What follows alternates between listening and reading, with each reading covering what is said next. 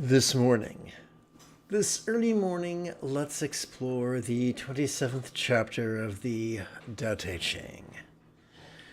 This is Lama Jigme Gyatso of the Buddha Joy Meditation School. Welcome to Meditate Like a Jedi.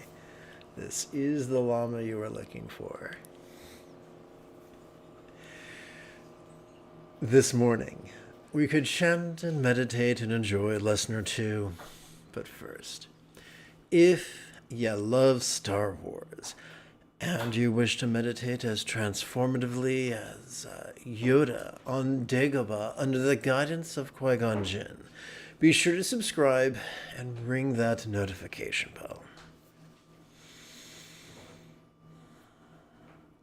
If at any point during this morning's live stream you have a question about meditation or philosophy or even chanting, there is no need to be shy. Simply type your question in great detail in the chat window on the right-hand side of the screen.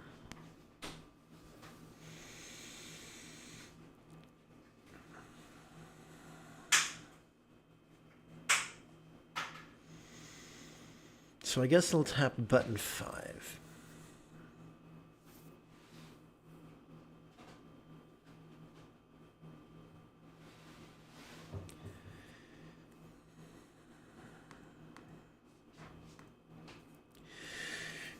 Skillful walking leaves no track, skillful words offer nothing to fault, skillful reckoning does not calculate.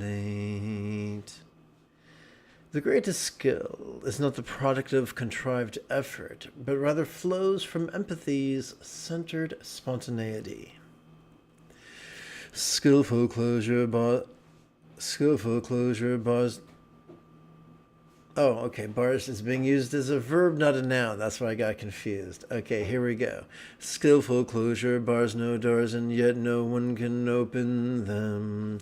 Skillful joining uses no cords, and yet no one can loosen them. Yin's skillfulness is unsurpassed. Hence the wise are skillful in rescuing others, they abandon no one.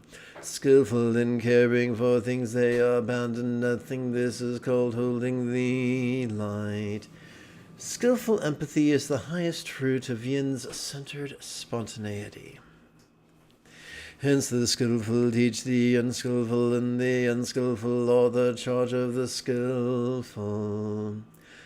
Where physical reproduction generates pleasure, emotional nurture generates meaning. In not honoring teachers and not cherishing the unskillful, even the wise may go astray, this is called the most sublime. Divorcing centered spontaneity from empathy always ends in tears. Good morning if you've just joined me. Please remember that if at any point you have questions about meditation, philosophy, or chanting, type those questions in great detail in the chat window. I'd like now to do an impromptu Q&A from Reddit. That's going to take me a couple minutes to prepare, so please bear with me.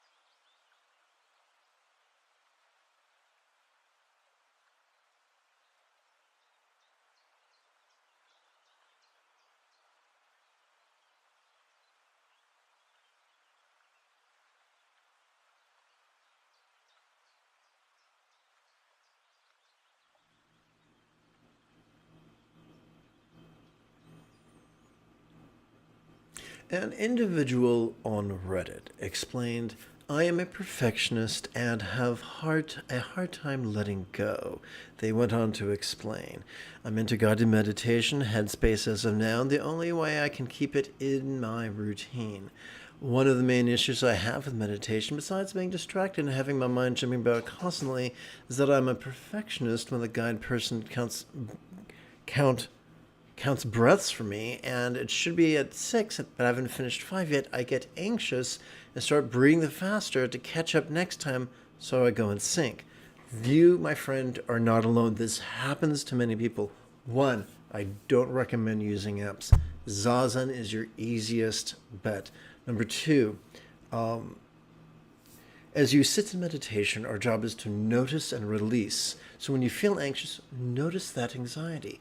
Release is as close as your next breath out.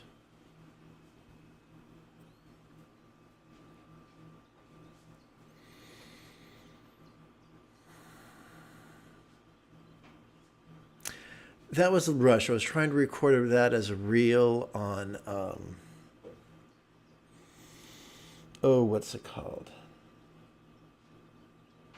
Insta, and I'm gonna redo that. I thought it was kind of poo-poo caca. So let's hit start over and select the image again. So we're gonna add media, and I'm looking for a background image of young Ahsoka meditating in the Jedi temple.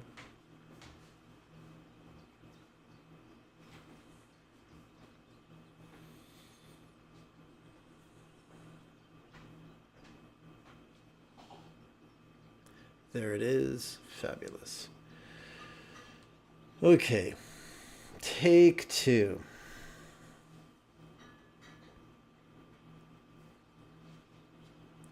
Many self-professed perfectionists experience great difficulty working with guided meditation apps, and they often feel tremendous pressure to keep up with the breath counting created by the app or provided by the app. My recommendations are simple. Forsake apps, forsake breath counting. Simply sit. As you breathe in, we're already wired to notice. Even anxiety, we're wired to notice anything that comes up. Even what comes up as perfectionism or tension or anxiety or self-loathing, that's fine. Every time we breathe out, we are already wired to physically relax and mentally release. So instead of fighting what's going on, we pretend we are studying what's going on. We notice, we relax, we release.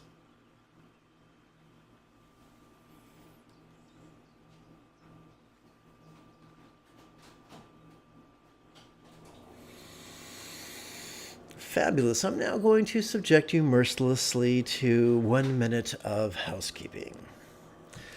Every 12 hours, a broadcast and live meditation class without any ads other than this. With your help, this channel could come to support the next generation of nuns, monks, yogis, lamas, and even brick-and-mortar meditation centers, each replete with a resident teacher and their apprentice. If this speaks to you, and you'd like to help out even for as little as the cost of 1 cup of coffee a month, use your smartphone's camera to capture this QR code on the screen, or simply click one of the donation links in the description area below the video.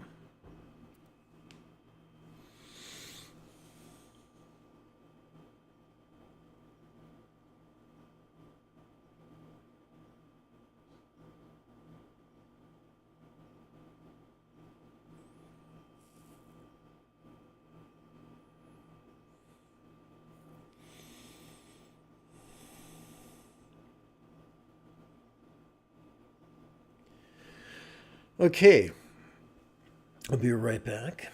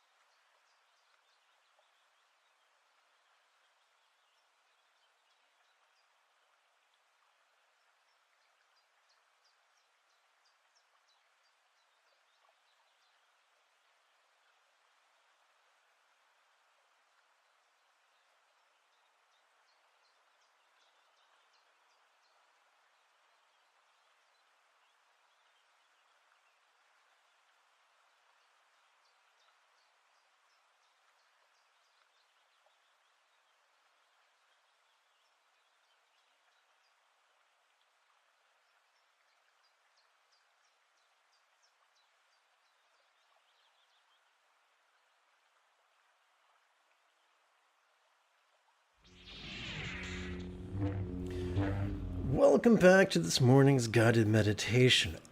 When you have questions about meditation or philosophy or chanting, type those questions in great detail in the chat window. I'll be delighted to answer your questions for you. You are not being an imposition. Whoops. Come on, coordination, don't fail me now. So let's begin by training the neural pathways responsible for empathy and enthusiasm. Let's do this by chanting or performing the chants of bodhicitta and refuge. May I liberate all beings from the tyranny of hate and craving and clinging, by relying on the Buddha's example and instructions and students. May I liberate all beings from the tyranny of hate and craving and clinging, by relying on the Buddha's example, instructions, and students. May I liberate all beings from the tyranny of hate and craving and clinging, by relying on the Buddha's example, instructions, and students. Our second and final opening chant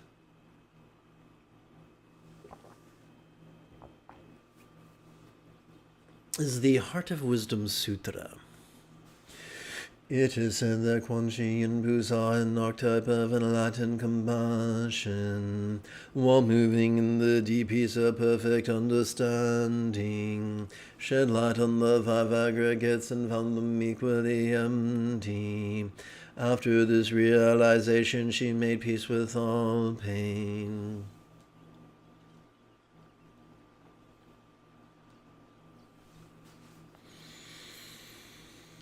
Listen, Shodi Mudra, form is emptiness, emptiness is form. Form does not differ from emptiness, emptiness does not differ from form. The same is true with feeling or praise or impulse and awareness. Listen, Shadi Pudra, phenomena are marked with emptiness. They are neither produced nor destroyed, neither corrupted nor purified, neither increasing nor decreasing. Therefore in emptiness there is no form, no feeling, no appraisal, no impulse and no awareness that once perceived cannot be released. No sensation, no flavor, no sound, no sight, no phenomena that once perceived cannot be released. No body, no tongue, no nose, no ears, no eyes, no mind that once perceived cannot be released. No feeling, no tasting, no smelling, no hearing, no seeing, no noticing that once perceived cannot be released. No interdependent of origins and no extinction of them from confusion to aging and death that once perceived cannot be released. No stress, no exacerbation, no liberation, no path, no understanding, no attainment that once perceived cannot be released. Because there is no attainment that once perceived cannot be released, the Bodhisattva archetypes of enlightenment supported. By the perfection of understanding, find no obstacles for the minds that once perceived cannot be released. Having no obstacles that once perceived cannot be released, they transcend the tyranny of fear, liberating themselves forever from the tyranny of illusion and realizing perfect nirvana. All Buddhas of the past, present, and future, thanks to this perfect understanding, arrive at full right and universal enlightenment. Therefore one should know that perfect understanding is like a great mantra, is like an unequaled mantra, the destroyer of all suffering, the incorruptible truth. A mantra prajnaparamita's perfect understanding could therefore be proclaimed. This is the mantra gate gate para samgate bodhi swaha. May also notice, relax, and release that we go completely and perfectly go to enlightenment.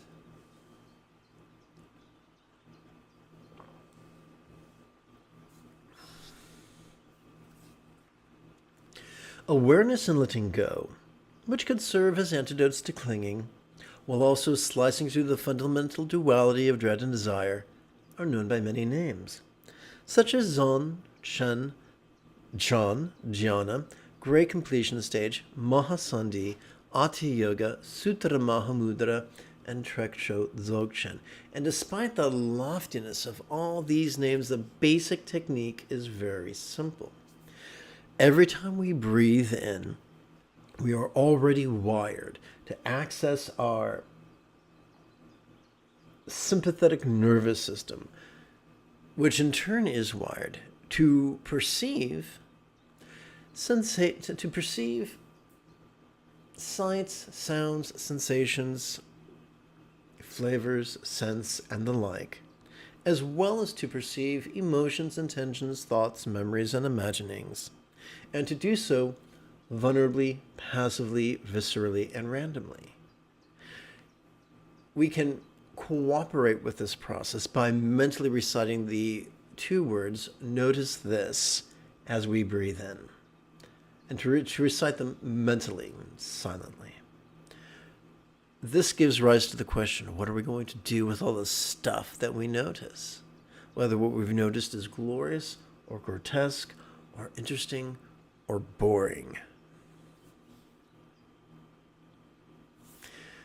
Fortunately, every time we breathe out, we automatically access our parasympathetic nervous system, which is wired for us to physically relax and mentally release. We can cooperate with those built-in processes more fully by mentally reciting the word relaxing during each exhalation. That's all meditation is. We're not trying to shove certain things away. We're not trying to reach for certain states.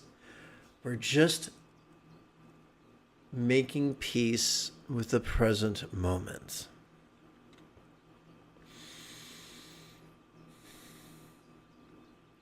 To do this, I recommend sitting with your legs crossed comfortably. When you experience pain, gently shift your posture. I found that ignoring pain can create injuries that can serve as obstacles in the future. So don't be at war with your body. We evolved the ability to perceive pain as a survival mechanism. So we don't want to ignore the pains. We want to make subtle adjustments non-neurotically, intuitively, and give ourselves permission to have, of course, a learning curve.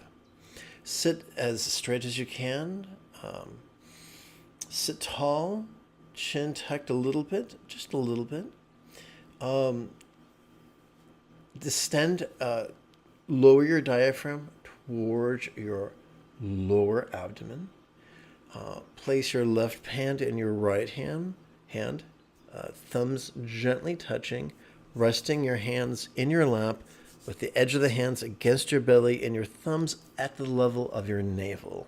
That's to aid this. We often use circular cushions known as zafus. Once again, give yourself permission to have a learning curve. I like to warm up with 4 contemplations. The first is in the form of a rhetorical question. How could hating feel stressful?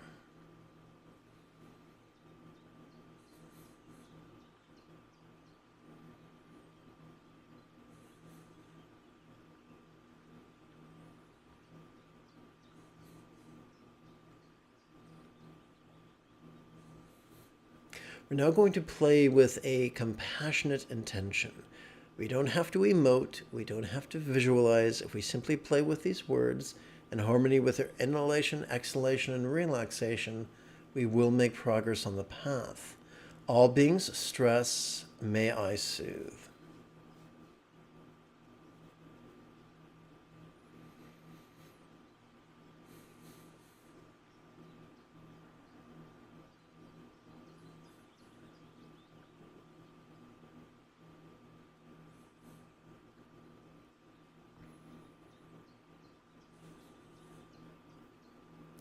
Let's use a rhetorical question to contemplate impermanence.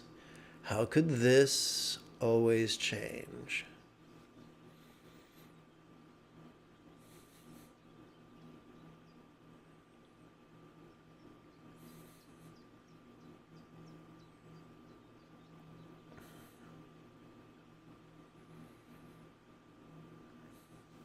And our final warm-up rhetorical question will help us to let go as we play with the words, how could this not be me?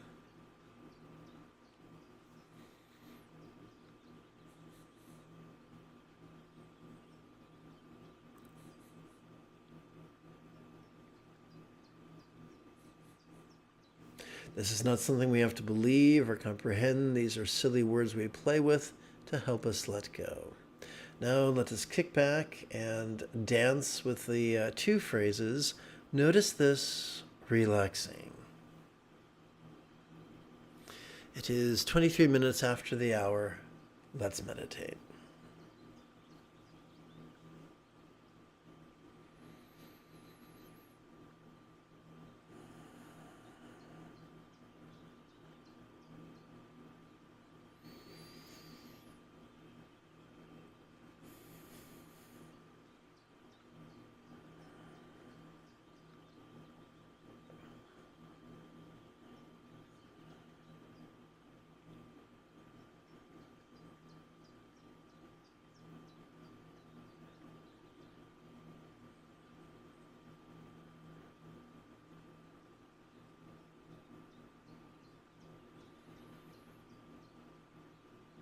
If you can't meditate for as long as I do, that's fine. Download a free copy of this text using one of the links in the description area below the video. And when you decide to stop meditating, close your practice with 3 recitations of universal love that are found after this page in the text.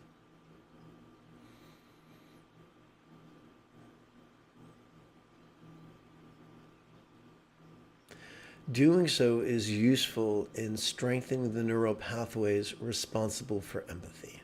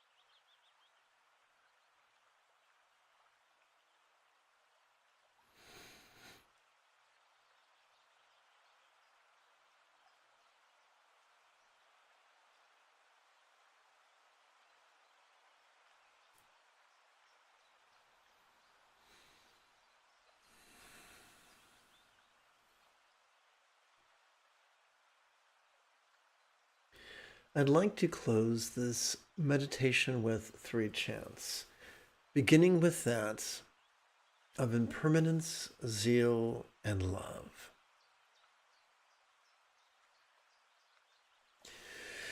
May each being take auspicious rebirth, master the Buddha's path, and then help others do likewise. Let us meditate or chant. Let us perform the chant of ethics. May all beings practice of kind communication, conduct, and calmness flow spontaneous and uncontrived.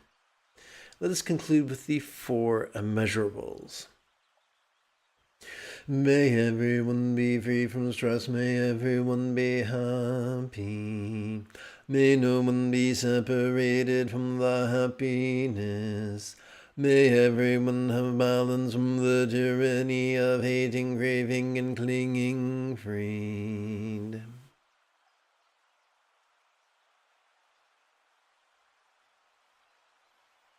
If you feel that I have earned it, type something in the chat window. Give this live stream a thumbs up and share it on social media.